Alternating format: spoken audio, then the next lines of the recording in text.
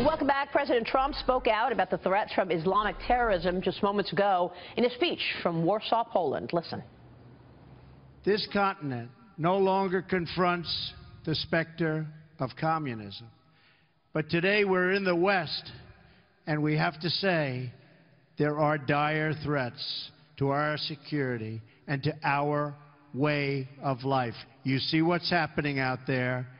They are threats. We will confront them. We will win. But they are threats. Joining me right now to talk more about those threats, former New York City Police Commissioner, now Vice Chairman of K2 Intelligence, Ray Kelly, is with us. Ray, great to see you. Good to be with you, Maria. Thank you so much for joining us. Your reaction to what the President just said there about these threats? Well, they're going to be with us for a long time to come, unfortunately. I think the move towards Mosul, which is just about taken, and Raqqa, which will be taken probably in the next 2 or 3 months, are the right things to do. But ISIS will have, unfortunately, an inspirational reach for a long time to come. And that's just the reality of it, but that's the world in which we live. It's interesting to hear the President sort of try to connect the dots with his feelings about Poland, about the unifying situation the two countries find themselves in, but also connecting the dots about his domestic agenda. What was your reaction to his speech? Well, I thought it was an excellent speech, and I thought it was the best delivery that I've seen him do. It was very well crafted, and yes, he put some domestic things in there, but he also took time to sort of goad NATO again as far as paying their fair share. So it was obviously very well thought out by his staff, and whoever put it together did an excellent job. Ray, our condolences to you and your former colleagues at the NYPD. A 12-year NYPD veteran was assassinated yesterday, an unprovoked attack in the Bronx Tuesday night while sitting in a marked police vehicle. While a motive in the shooting is still unclear, authorities say that the gunman once ranted online about his treatment in prison and about police getting away with killing people. At least 65 police officers have been killed so far this year. That's up 25% from the same period last year, according to the National Law Enforcement Memorial Fund.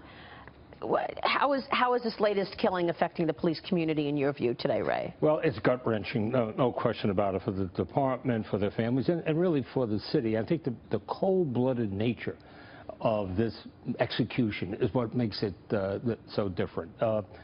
Every police officer knows that there's violence, potential violence directed at him or her in the job, but sometimes you just don't think about someone walking up when you're not looking and shooting you. So you can't defend yourself against it. It means that every police officer sees themselves now with a target on their back.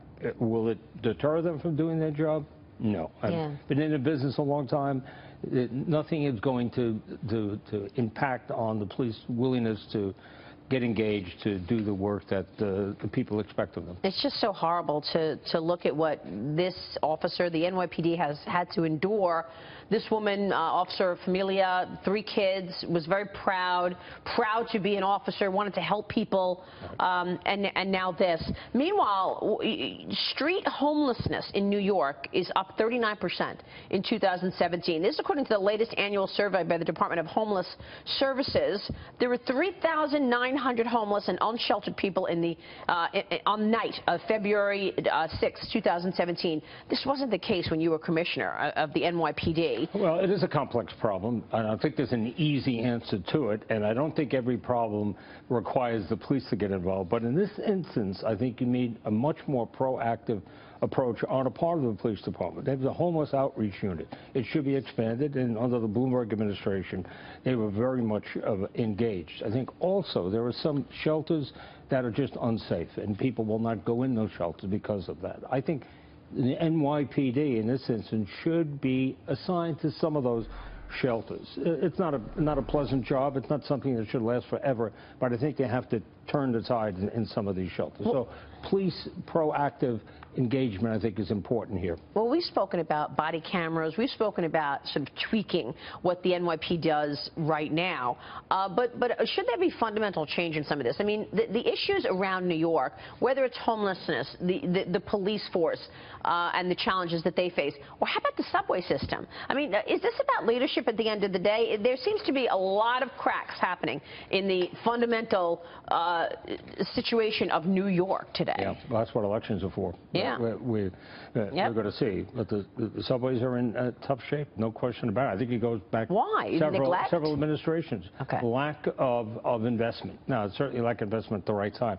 We know that the signal system in the subways have been neglected for years, and that is a major reason why you have all these delays, and it's a major reason why they're going to continue for a significant time to come. So I think Joe Loder is terrific. He's the new chairman. He's a guy that knows the business, and I think he can bring about change. But he needs the money to do it. And I think the city has to contribute. Yeah. You know, this is the lifeblood of the city. This transit system, the city couldn't exist without the subway system. And you make a good point. He needs the money to do it because you've got budget issues once again in New York like everywhere else. Meanwhile, marking another tragedy in Dallas, tomorrow marks 1 year since the ambush in Dallas, targeting police officers patrolling a protest against police use of force on minorities. That left 5 officers dead. That ambush was the single deadliest day for law enforcement since the September 11, 2001 attacks. Has this country made any progress since that day nearly a year ago? Well, I think there's a lot of hate speech out there against police. That's just the reality of it. That individual in Dallas was out to kill police. An awful lot of hate, vituperation that he was spewing out. 9 other police officers were wounded, by the way. So that was 14 of them were killed or wounded in that incident. And we see this kind of speech continue. And we don't know what set this individual off, other than the fact, the one who yesterday who shot the police officer Familia. But he had a piece on Facebook for 11 minutes, all filled with hate directed towards the police. So should we be in front of that? Should we have known what he was spewing? It's difficult to do anything. There's a lot of this hate speech on social media. I don't know what you do about it. There are First Amendment issues involved with this as well. Here's an individual who did turn himself into a hospital. He was released. We don't know why he was released, but he went out and had killing a police officer as his mission. Incredible. That's right. It may have been a suicide by cop. He may have wanted to take out a police officer and then be killed by police. We're not certain about that. Such a heartbreak. But then